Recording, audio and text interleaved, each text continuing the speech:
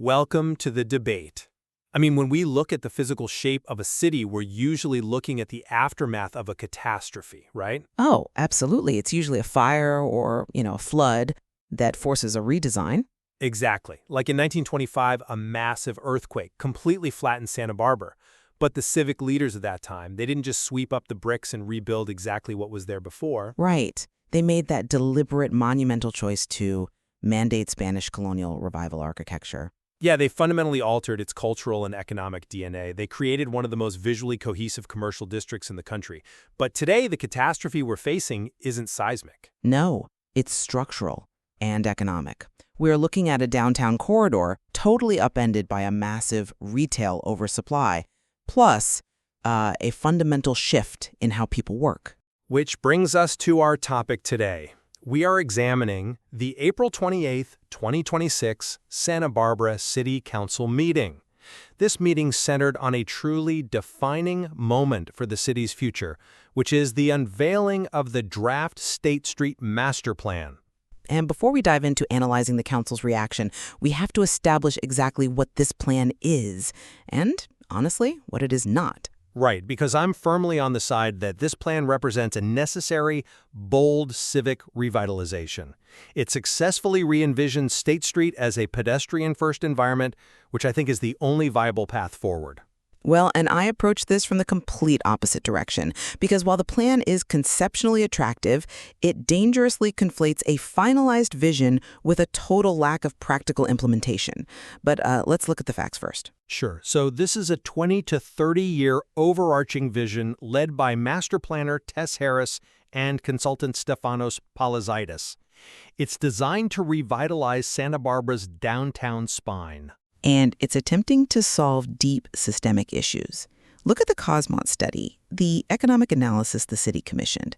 That study revealed a staggering retail oversupply of 400,000 to 500,000 square feet downtown. Which is just a massive amount of empty space. It is. Add to that the loss of roughly 23,000 daytime office workers post-pandemic. Plus, aging drainage infrastructure beneath the street that has just been patched over for decades. Right, and that context is exactly why the purpose of this specific city council meeting is so critical to understand. The council was not being asked to approve final construction blueprints today. No, they weren't voting to pour concrete. Exactly. They were being asked to provide conceptual guidance on the draft, just to direct city staff on finalizing the broader vision before a final vote takes place down the line. Sure, but a vision without an airtight execution strategy isn't a master plan. It's a wish list. It leaves massive vulnerabilities regarding funding mechanisms, specific circulation logistics, and a heavy reliance on housing developments that simply do not exist today. Okay, let's unpack why the vision absolutely has to precede the execution. The master plan brilliantly captures the public's desire, and we have the empirical data to prove it. The survey data, you mean? Yes, the citywide survey of 6,000 respondents, which, by the way, is roughly twice the participation rate of comparable planning processes in much larger cities. 79% favored a corridor free of private vehicles. Right. But the public is demanding this, and the plan answers that demand by transitioning State Street into 3 distinct districts. You've got an arts district, a civic and commercial district, and an entertainment district. But they are demanding the idea of it, not the reality of the logistics. Drawing people downtown requires structural viability, not just, color-coded zones on a map. I think that's a bit dismissive of the design process.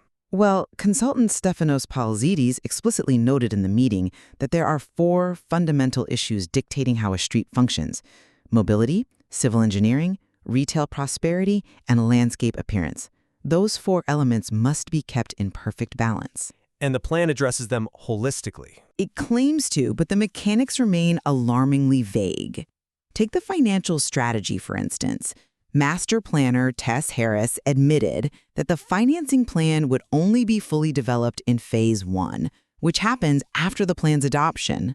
Let me stop you there. If you're wondering why the city wouldn't figure out the funding first, you have to look at how urban design actually works. Think of urban planning like designing a computer operating system. Okay, I'll bite. This master plan is the OS. You're setting the core logic, how the space is allocated, how pedestrians and commerce interact. The specific street furniture, the bollards, the exact funding mechanisms, those are just apps running on top of the OS. That's a fun analogy. But an operating system requires actual hardware to run on.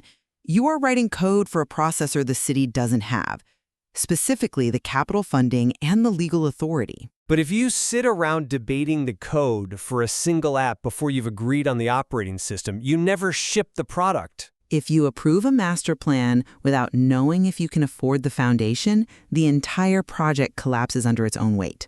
Moving forward without a clear funding apparatus for these massive capital improvements is frankly a dereliction of civic duty.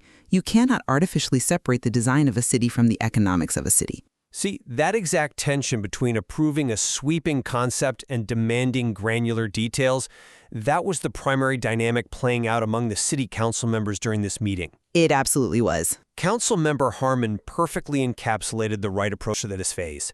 When she was reviewing the document, she noticed a highly specific proposal on page 143 regarding a security camera network. Right, and she pushed back on it. He explicitly stated she didn't support that detail, but crucially, she recognized that a camera network is an implementation step. She was relieved to confirm with staff that she didn't need to issue a line item veto on page 143 today because it didn't fundamentally alter the visioning phase. But let me explain why you cannot simply brush off these details as micro-logistics. Mayor Randy Rouse brought a necessary, deep skepticism to the table, precisely because these details dictate the physical reality of the street. He was definitely skeptical. He explicitly stated he did not support most of the policy direction. Why? Because the plan blurred the legal lines of reality. He questioned the fundamental street versus not street status regarding state vehicle codes. Wait, clarify what you mean by that for a moment. Why does the state vehicle code matter if the city owns the street? Because you can't just draw a pedestrian plaza on a piece of paper if the state legal code still classifies it as a roadway. If it is legally a street, it carries all the accompanying liabilities, insurance requirements, and emergency access mandates of a street. Well, sure, but Rouse recognized this legal friction. He demanded the removal of highly specific operational details that had somehow crept into the supposedly high-level vision, such as the proposed 10 p.m. to 10 a.m. street closure rules. You cannot mandate operational hours in a 30-year vision document. But the process worked exactly as it was supposed to. Councilmember Snitten made a precise request to remove the specific sentence about those private vehicle hours. This demonstrates the council was actively refining the vision's boundaries. Refining or backtracking? Pruning. They were pruning the implementation details out of the document so that the core concepts could shine through. The plan correctly identified that a vibrant pedestrian environment relies on nighttime safety, hence the initial suggestion of closures during nightlife hours. Right, but taking it out just kicks the can down the road. Removing it from the master plan just means it will be handled by operational ordinances later, which is exactly where it belongs. The problem is that when you strip away the operational hours and the legal vehicle codes, you are forced to ask a much more systemic question. Who is actually occupying this street? The public? But if you ban cars, who is walking there? This brings us to the structural load-bearing pillar of this entire debate, which is housing. Councilmember Jordan made a crucial observation here. He did have some strong points on housing. He praised the narrative of the plan, but he issued a stark warning. He noted that 3 or 4 of the 10 items deemed absolutely critical to the plan's success have nothing to do with pouring concrete or installing benches. They have to do with the city's internal permitting process and the creation of downtown housing. I don't see that as a vulnerability, though. I see it as a holistic understanding of urban ecosystems. The master plan doesn't just look at the pavement, it looks at the buildings abutting it. But those buildings are currently empty of residents. For now. But the plan actively identifies the Paseo Nuevo Mall redevelopment, which could yield over 100 residential units, and it pushes the utilization of city-owned parking lots for housing at a range of income levels. It points to them, yes. Councilmember Santa Maria elegantly argued this exact point by invoking the concept of eyes on the street. Right, the classic Jane Jacobs theory. Exactly. For those unfamiliar, the mechanism of eyes on the street is that public safety isn't generated by police patrols. It's generated by a dense, active community observing a space. Right, natural surveillance. When you have 300 apartments overlooking a promenade, you have 600 eyes naturally monitoring that space at 10 p.m. You don't need a massive security camera network, like the one on page 143, because the community itself provides passive security. Sure. It solves safety concerns while simultaneously providing a captive local economic base for the businesses downstairs. It is a brilliant, symbiotic solution. It is symbiotic in an urban planning textbook, but in practice, the math in Santa Barbara is currently failing. We're talking about a downtown study area with fewer than 350 existing residential units. Well, that's why they're trying to build more. But listen to the public comment period. We heard from Hannah Bangs, a local small business owner who runs Idle Mercantile. She was incredibly supportive of a car-free, pedestrian-centered State Street, but she delivered a severe economic reality check. She was concerned about housing affordability, right? Exactly. She warned that the cost of housing is the fundamental barrier. If the city fast-tracks a massive capital investment into a promenade without first establishing the residential bedrock required to support it, the investment will fail. But why wouldn't the regional visitors and the 2 million annual tourists support it? Because the mechanics of retail require consistent daily volume. Small businesses cannot pay their commercial leases solely on weekend tourism. They need daily, local foot traffic on a random Tuesday afternoon. Okay, fair point. If the economic drivers aren't there, because the local workforce cannot afford to live within walking distance of the promenade, the investment in beautiful paving stones will just result in a beautiful, empty corridor of shuttered storefronts. The housing has to come first. But you cannot incentivize developers to build the housing if the physical environment isn't desirable. You have to create what urban planners call a third place. Okay, define third place for us. So we use the term third place to mean an environment that isn't your home, the first place, and isn't your office, the second place. It's the shared civic environment where society actually happens. Creating that requires making people feel physically safe and welcome. Which leads us directly into the intensely debated physical circulation of the street. Right. The plan's commitment to dedicated pedestrian zones and Class 2 and Class 3 bike networks is paramount. Let's clarify what those bike networks actually entail for the listener, because the terminology sort of obscures the physical reality on the ground. Sure. So a Class 2 means a dedicated, painted lane exclusively for bikes, providing clear visual separation. Class 3 is a shared route where bikes and vehicles mix, usually designated by sharrows painted on the asphalt. And the plan is going all in on this? The plan aggressively pursues these dedicated networks, yes. It requires shifting traditional parades off of State Street and onto Cabrillo Boulevard due to outdoor furniture and space constraints, but that is a necessary evolution. State Street is transitioning from a highway for parade floats to a living room for the community. Living room for the community sounds wonderful until you consider the real-world physical security required for a high-density pedestrian zone. Let's look at the public comment trends from the meeting regarding this. You're talking about the bollards. Yes. Bob Hamber issued a stark warning about safety that we just cannot ignore. The plan proposes a flexible, multimodal street configuration utilizing retractable bollards. Hamber pointed out the simple physics. That 4 bollards aren't enough. 4 bollards spaced across a street are fundamentally insufficient to stop a moving vehicle. He specifically invoked the horrific tragedies in Charlottesville and the Santa Monica Promenade, where vehicles breached pedestrian spaces. Right. He asked if this configuration is truly ready for real-world stress testing against a 4,000-pound private vehicle. When we talk about circulation and safety, we are talking about life and death, not just the aesthetic placement of planters. But the plan clearly mandates that a cross-departmental working group, including the police and fire departments, will evaluate the operational requirements and safety protocols. Eventually, the bollards depicted in the draft are a conceptual placeholder. They represent a comprehensive security perimeter that will be engineered by actual security experts during Phase 1. But this goes back to the parade issue you just mentioned. The physical mechanics of security and the cultural traditions of the city are in direct conflict here. A traditional parade float requires a massive turning radius and a totally unobstructed corridor. Obviously. If you install permanent, heavy-duty security bollards, plus fixed outdoor dining parklets, the geometry of the street simply cannot accommodate a 50-foot float anymore. That is why they are pushing parades to Cabrillo Boulevard. The structural safety requirements physically exclude the city's cultural traditions. Look, it is a trade-off, certainly, but let's not lose sight of the broader public sentiment.